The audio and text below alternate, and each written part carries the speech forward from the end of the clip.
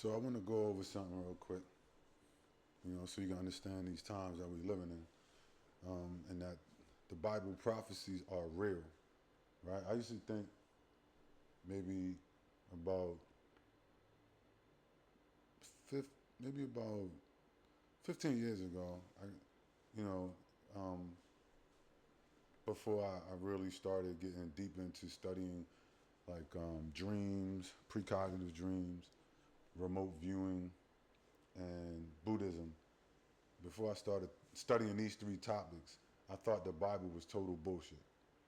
And it wasn't until I started studying those three things and then came back to the Bible and then was able to connect the dots between the prophecies in the Bible and the real world. See, that's what makes, um, that's where um, pseudoscience meets science, right, so to speak. So, or theoretical, I guess, scientific concepts meet science. So, or quantum physics, right? So, when with remote viewing, you start to understand that if it doesn't have qualitative feedback, then it can't be scientific. So if you say, listen, I'm remote viewing a target, if I'm having a precognitive dream, okay, that's all fine and dandy. Who gives a shit, right? Whoop de doo. It doesn't mean anything. It's all smoke and mirrors, it's all bullshit because there's no qualitative feedback, qualitative feedback to match your precognitive dream or your remote viewing up with. It doesn't mean anything. It's all bogus, right? But the minute that you can take that precognitive dream and match it up in the real world and then verify it against real world locations or events, that's when you have something scientific. Okay? And so that's the same thing that happened to me. Like when I started doing remote viewing and I could try it, knowing that I had very tight protocols, and then I was also getting results. I was like, oh shit, this is real. So I had to prove to myself it was real. And the more I proved to myself it was real, the more I could do it. Easily I could do it at times. Now back to the Bible. Now with the Bible, it was the same thing. When I started going back into the Bible and getting into debates, studying debates, looking at, mainly what interested me more about the Bible than I guess a lot of things was the prophecies. Because I was in a remote viewing and I was into precognitive dreams. And then I realized there were precognitive dreams. Every prophecy in the Bible is a precognitive dream. And I was like, wow, this is fucking fascinating. And so I started studying the Bible from a sense of precognitive dreams. And then um, I was looking for any indication in the Bible, in the precognitive dreams, that I could connect with the real world. Now, this is where this comes in. This is where it gets real, where Bible prophecy meets reality and meets the real world, right? When I saw Revelations and I started reading Revelations and Ezra, they were the most, to me, important and prolific precognitive dreams that were given by these so-called prophets. And so when I saw Revelations 3 and 9, particularly because I study history and world events, it made sense to me. And it'll probably make sense to you, right? Now, in Revelations 3 and 9, it says, behold, I will make them of the synagogue of Satan, which say they are Jews and are not, but do lie. Behold, I will make them come to and worship before thy feet, and to know that I have loved thee. Now, what is he saying there? He's saying that, now this was written thousands of years ago, right? When certain people didn't exist. The state of Israel only became in existence in 1948, okay? This is when, so before Revelations 3 and 9, not long before that, this prophecy wouldn't have made any sense to most people. You see? And so that's why anybody now that deals with these people and that deals with this situation, and like you get wished a Merry Christmas by this guy, the head of the synagogue of Satan, and you swear allegiance to these people.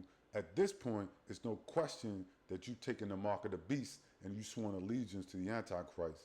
And so we don't even have to debate it.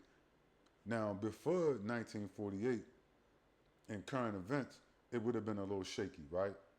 Revelations 3 and 9 wouldn't have made much sense.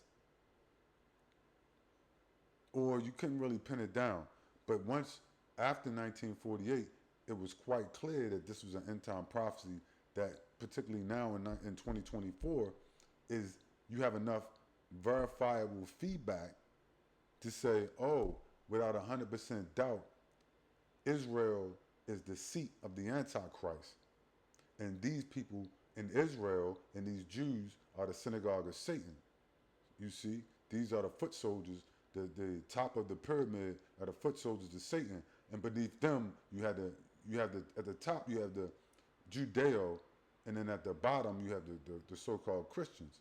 That, and so these are the synagogue of Satan. The Judeo-Christian, the modern Judeo-Christian, is the synagogue of Satan. And how do we verify that the modern Judeo-Christian are the foot soldiers of the Antichrist, Satan, on the earth? Well, you have to go to Revelations 3 and 9.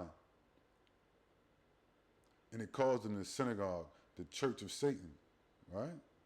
And they worship and they follow the Jews. Well, who does that? Well, that would be the Americans. That would be the Europeans.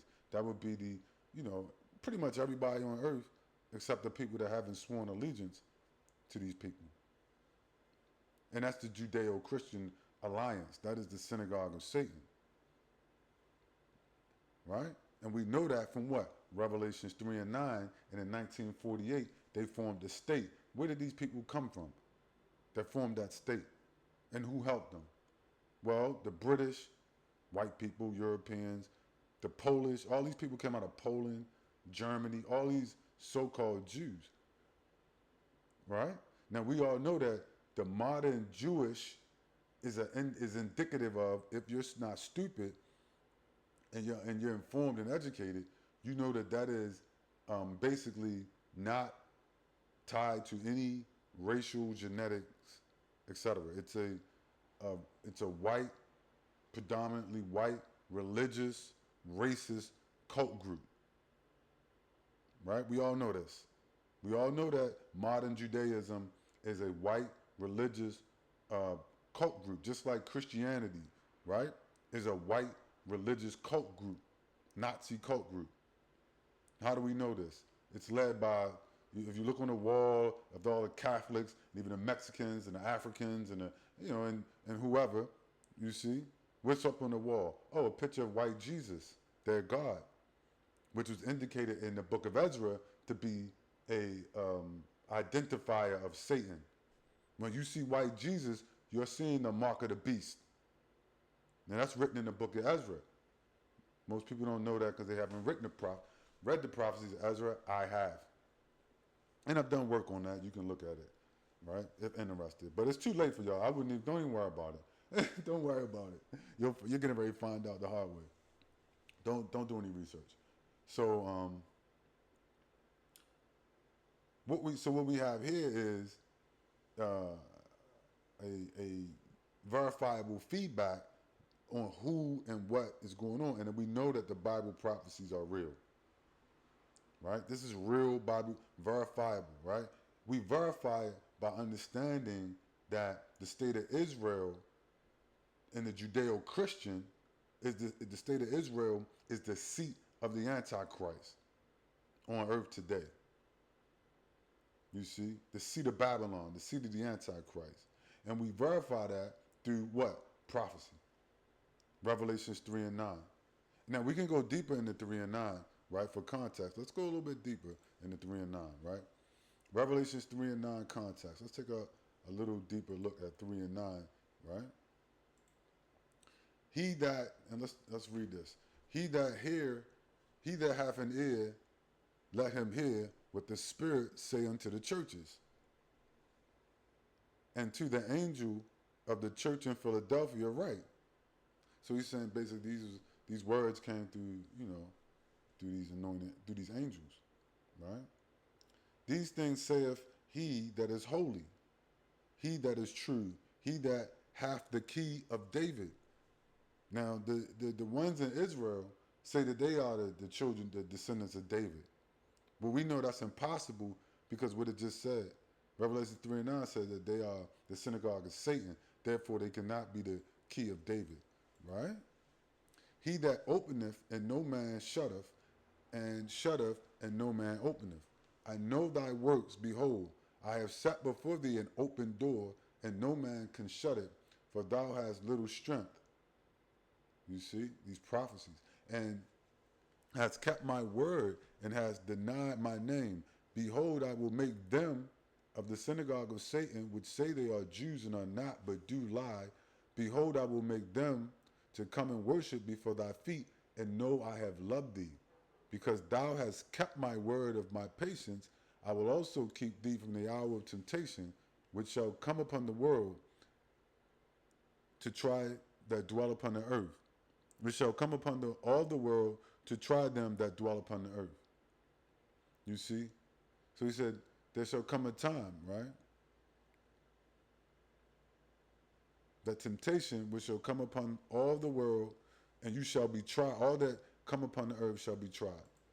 So behold, I come quickly. Hold that fast which thou hast, that no man can take thy crown. Him that overcometh will I make a pillar in the temple of God, and he shall go no more out, and I will write upon him thy name of my God, in the name of the city of my God, which is New Jerusalem. Now, what is New Jerusalem? New Jerusalem is a spaceship. How do we know? How do we know that New Jerusalem is not the state of Israel formed in 1948? Well, the next line. He said, the city of the name of my God, which is New Jerusalem, right? Make sure that's on the screen so you can see it. And it's not. Let me pull that up a little bit. Make sure you can see that. Oh, here we go.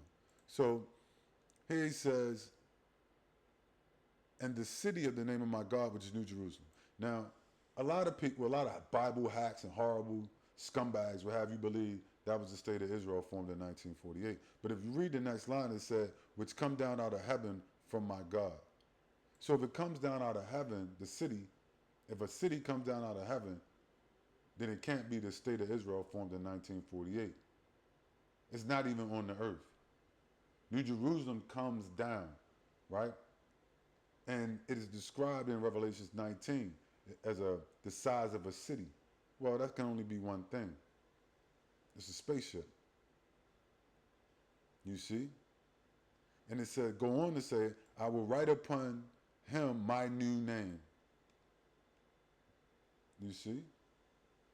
So we know from, as we read the context of Revelation, we dive deeper into that 3 and 9, it gives us two prophecies. You see? It gives you the prophecy of what? Two end-time prophecies baked into one. The prophecy of a false Jew who would lead, the false Jewish people, who would lead the synagogue and the church of Satan and the Antichrist on earth. And it also tells you what? The second prophecy, that a huge spaceship would come down out of the sky and be called New Jerusalem. You see? So you basically getting two prophecies, two for one. He hit you with 2 for 1 with Revelations 3 and 9. There's a lot of meat on that bone, so to speak, right? If you understand, you know how to read it. It's a lot of meat on that bone in the book of Revelations, and particularly on 3 and 9. So it's identifying, it's trying to warn you and identify that there will be a group of false Jews on the earth who would be leading, or would be basically the foot soldiers of the Antichrist and of Satan. There's no doubt who these people are. That's no mistake. That the feedback from the prophecy has now arrived, just like in remote viewing. The feedback from you get a target in remote viewing that you don't know what it is. You have to describe the target, and then you get the picture or the target data revealed, and you say, oh, okay, boom. There's a picture of the Washington Monument, right? There's a picture of the Empire State Building. There's a picture of Marilyn Monroe. There's a picture of a dog biting a rabbit, whatever, right? So now we have a clear picture. We have the feedback for the prophecy that John given. Thank you, John. If you was here today, the Holy Prophet John, we would say that you are a certified prophet, not like the ones on the internet. Everybody on the internet is a prophet. I came to get a prophecy. The Lord gave me a prophecy last night. The Lord gave me this prophecy. Like, the Lord didn't give you shit. Where's the feedback for your prophecy? Oh, it doesn't exist. Then you're not a prophet.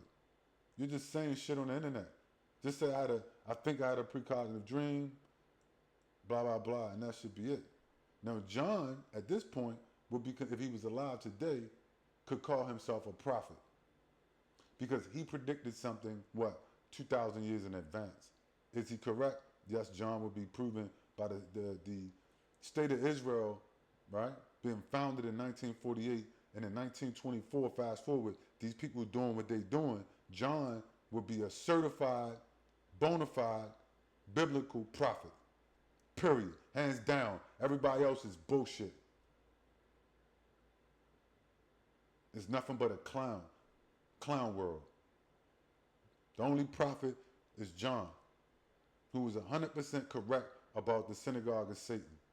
Now, part two of that is what John predicted would be New Jerusalem coming down out of the sky. That's the part that's getting ready to happen now. That's why all these drones. It's a drone. It's some drones. Maybe it's a UFO. Maybe it's aliens. Trust me, the aliens are here. That's no doubt about that. But the people over there with the synagogue of Satan, they're working with those aliens. You see? They're in cahoots, as they say, with those aliens. That would be the Antichrist. More than likely, these people you're seeing are foot soldiers. They're not actually the Antichrist. You can call them an Antichrist because they are, but they're not the Antichrist. The Antichrist is not human. Now, are these people human? That's up for debate. Are they hybrids? More than likely. Definitely more than likely they're hybrids. Most of them, and most of the kind like them are hybrids. You see? That's where you get the prophecy of the wheat and the tare. Now, I don't want to make this too long, you see, but I did want to cover the book of Revelation. I think it's so relevant right now, right? Now that we see this prophecy come to pass, right? And what's funny is nobody in your churches is talking about this. Nobody. Right? You are now rocking with the best. Name one person other than me, right? I mean, there's a lot of guys regular, but I'm talking about, people that know this. But I mean, if you go in your churches, T.D. Jakes, Creflo Dollar, right? Joyce Myers, Pope Francis. Nobody says anything about this. Right? They are all siding with these people. They are all Judeo-Christians. They are all the synagogue of Satan. That's why. They're taking the mark of the beast. You have to understand that so that you don't take the mark. And they've already taken the mark. They said, the mark of the beast is coming. They've already taken the mark. You over in, if you're fighting wars in the Middle East, right, on demand of the regimes and armies of the Antichrist, you've already taken the mark of the beast. If you sworn to lead, if you say, listen, I don't give a shit, I'm going to do whatever they say, doesn't matter what happens, you've already taken the mark of the beast. You're not going to have to go get the mark of the beast. You're already taking it. You sworn allegiance. You an American. You got a flag. All these Negroes, right? You sworn allegiance. I do whatever you say. Yes, sir, boss. Whatever you say, boss. They don't think for themselves. They don't realize that in the end, you're going to be recruited to fight against so-called God, against the Messiah, against so-called Jesus Christ, against the Lord of hosts. You're just getting recruited to fight against God, and you're going to lose. If the book of Revelations is true, you can't stop New Jerusalem from coming down out of the sky. And with New Jerusalem comes an army. They're not coming to save Benjamin Netanyahu and Israel. You see? Who is trying to save them? Well, that would be the Americans. That would be NATO. That would be the U.S. That would be the Catholic Church. That would be everybody. They're trying to save them. Why would you be trying to save somebody written in a book who's destined for destruction and who said they're basically the foot soldiers and the head of the spear, the tip of the spear for Satan, the Antichrist himself? Why are you trying to save them? Unless you're just like them and you took the mark. You sworn allegiance. So that means that the Lord of hosts is your sworn enemy. You can't switch sides at the last minute, right? Let's be clear. You won't be switching. When that ship cracked the sky, you can't switch sides. The Bible clearly says that you can no longer repent. Repentance is closed. There's no repentance pretty much, right? Repentance is closed. So when the ship cracked the sky and the armies in the second part of this prophecy comes true, because the first part just did, already has existed for the past 50 years. 75 years. So when the second part in New Jerusalem comes down, those spaceships, huge spaceships, that's how you know the difference between Satan and the Lord of hosts. Satan is all these little crafts, and they say, oh, I saw a tic-tac. I saw a tic-tac UFO. I saw a drone. I think it was a UFO. I think it was an alien in there. I saw a flying saucer. No. Okay. I don't give a fuck about that. That's just Satan. The devil, the Antichrist, and his armies. The U.S., his armies is Satan, which is the U.S. military and the Israeli militaries and NATO. That's just them fucking around. In the Bible, it says what? New Jerusalem is the size of a city. Make no mistake. When it comes down out of the sky, you will fucking know it. They're not going to be hiding from you. You can't hide a city in the sky over Israel. You can't hide a city sitting over top of New York. You're not going to mistake that for a drone. So, are you paying attention? You people don't pay attention. It's not, nobody's really hiding anything at this point. It's all out in the open. These are the end times. Not the end of the world, but the end of the time of the reign of the Antichrist on earth. They've been reigning for probably 1,000 years. At least 500. Nobody will argue that and debate that. And so, make no mistake, the second part of Revelations will come true, right? What does it say? It says it right there. New Jerusalem, the size of a city, will come down out of the sky. Is that a tic-tac UFO? Do he mean the actual city? Do he mean like on the Avengers where the city went up, they took the city, part of the city, Ultron ripped it up with these, and then put the city in the air and then dropped the city down? Is that what he meant? No. John couldn't describe to you, he had no vernacular or grammatic explanation for what a spaceship looked like. So what did he say? John saw New Jerusalem. It looked like a city. Why? It was a lot of lights, like if you climbed up on a mountain, and I'm sure he saw all of the fires and the lights in the city from when he was hiking in the mountains in the evening coming down into a town. So he could just use the city. It made sense to him. So the only thing he could say was, in a dream, I saw something lit up in the sky, and it was huge like a city. That would be a spaceship, stupid. So you know that the difference between Satan, the Antichrist, his forces, and the difference between the Lord of hosts is what? What is that, class? What is it when you know that it's really on and popping and it ain't these sons of bitches? It's real simple. It's written right there. New Jerusalem, the size of a city, will come down out of the sky.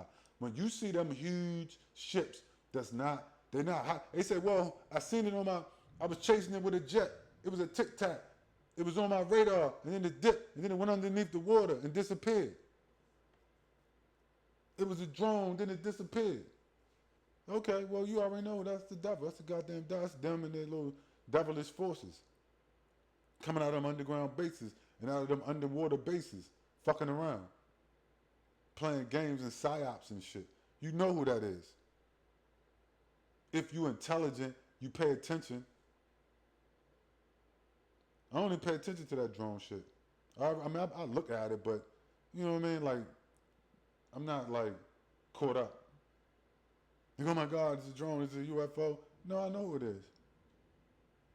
If it was who I wanted it to be, who I thought it was, that's what's important. I know the aliens is here.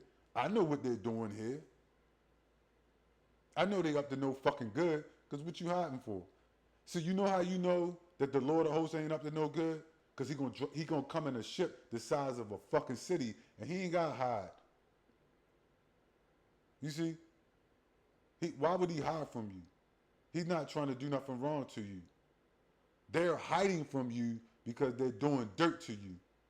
They're shitting on you. That's why they're hiding from you. Right? It's like a dude hide from you, and when you get out your car, he busts you upside your fucking head and rob you. It's the same thing. Why are they cloaking themselves? Why are they hiding in these ships? Why are they going fast? Whatever. Because they jump out the ship and beat your ass or kidnap you or, kill you or do whatever they experiment on you. That's why they hiding from you. It's not rocket science.